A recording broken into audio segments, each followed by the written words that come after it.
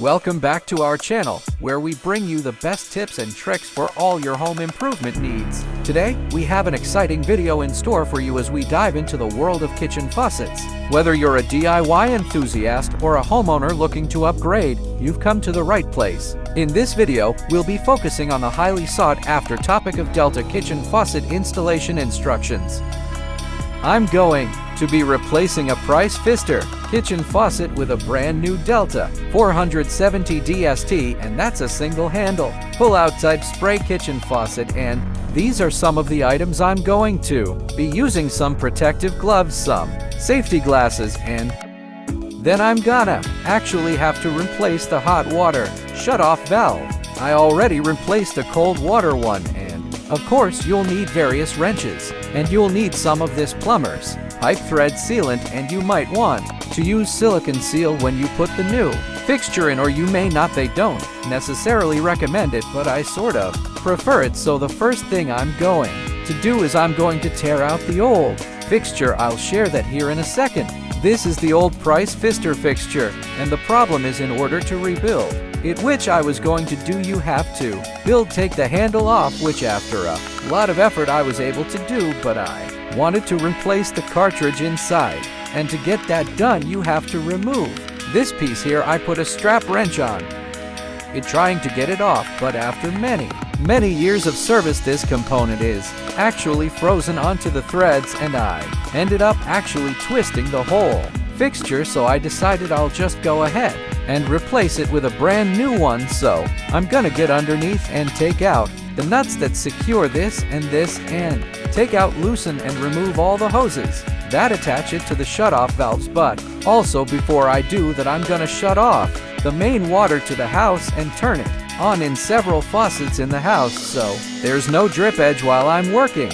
So as I mentioned that started the video, I'm gonna go underneath and replace the hot water shutoff first. I've already done the cold water. At this point I'm working under the sink and right behind the trap assembly here, all the way against the wall is where the hot water shutoff valve is, and you know it's the hot water because it has a branch for the dishwasher and one for the faucet. So I'm gonna put a backing wrench on that, take a big crescent wrench and go ahead and loosen the nut that secures the ferrule, pull the whole assembly off, and then I'll reinstall a new one. I'll show you a bit about that here in a second. So here's the collection of all the parts I pulled out. The Psych Frankenstein, I'm going to take all these, and if I can I'll recycle the metals, and the other components I'll just throw into the rubbish bin. So the first thing I'm going to do is replace the three-way water valve, our shutoff valve, with a brand new one. And to do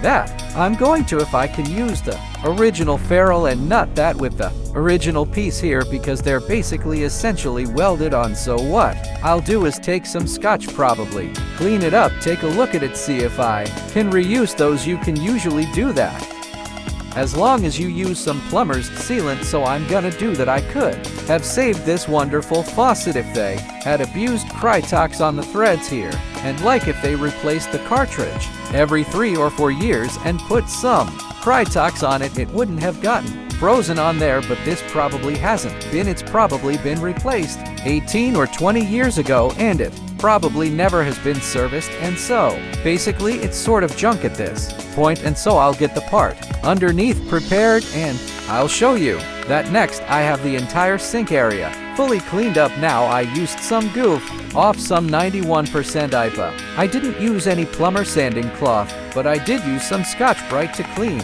up where I'm gonna install this to the pipe. So I took out the ferrule and I took off the nut, the backing nut, and now I'm going to pack this with some pipe thread sealant just on the threads, and I'm going to install this, and I'll show what that looks like. I'm finished.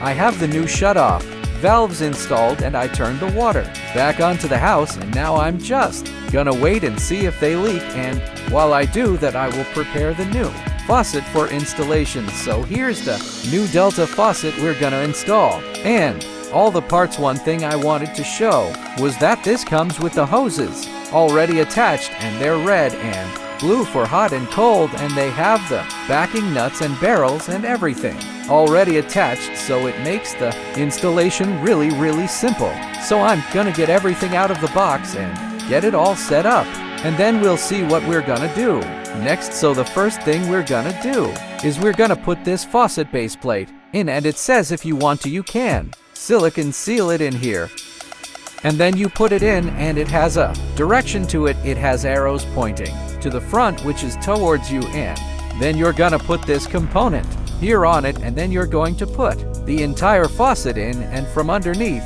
you're gonna put this walker and this locking ring on, and once you have hand tightened it and this is all straight, you're going to take a Phillips screwdriver and snug these up. You just need to snug them so that it won't back off, and we're gonna get to that point and then we'll come back. Okay, so I've got the center nut put on from underneath and the two Phillips screws tightened up. Now I'm gonna go underneath and install these two, and this is for the deck mount style, which is this. You can also leave this whole piece off if you only have a single hole here. That's called a center mount style. This particular faucet is universal. It works for both applications. So again, this is deck mount and then center mount would just be using these components here, and the instructions tell you how to make that adjustment. So I'm gonna install these and we'll come back. Now we're ready to install the faucet neck, the piece that pulls out. So to do it, you actually push this hose from this side down. It's a hose that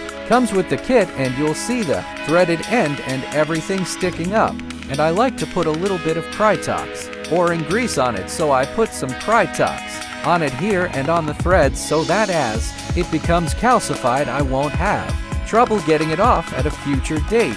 So I'm going to install that, and then from the other side you're going to install this weight and then attach it. The other end of the hose, you'll see where it goes to the main body of the faucet, and this weight allows the system to move up and down as you pull this hose in and out, so that hopefully won't get caught on anything, and you need to make sure that it's free of obstructions underneath. So we're gonna get that done, and then we'll move on to the next item. I did want to make mention that when you connect the hose underneath for the pull out portion, there's this plastic clip that has to go over to hold it together. So I'm gonna put some O-ring grease on it, stick it together, and then clip it, and that'll take care of that part. Everything's now connected, and I have tested it to make sure this pulls out freely, and it does. I also check to make sure that hot is indeed hot when you push it to the hot side, and cold as cold, and make sure everything worked properly. And I'm going to show you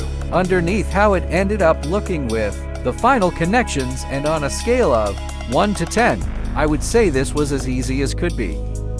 So if 1 is super easy, this is a 1, or a 2, something anybody could do with just a few basic hand tools and some basic knowledge, and that's excluding replacing the shutoff valve. That's a little more difficult. That's something more along the scale of an 8 or 9. So I'm gonna slip underneath with the camera and show you what it looks like. So hang on. So this is the final underneath way it came out, and right now I'm gonna leave the cabinet doors open and check for leaks, but so far it's been about 45 minutes and don't see a single drop, and the hose comes down and hangs here with the weight, and I made sure it was clear of everything in its way. Again, like I said, very easy installation.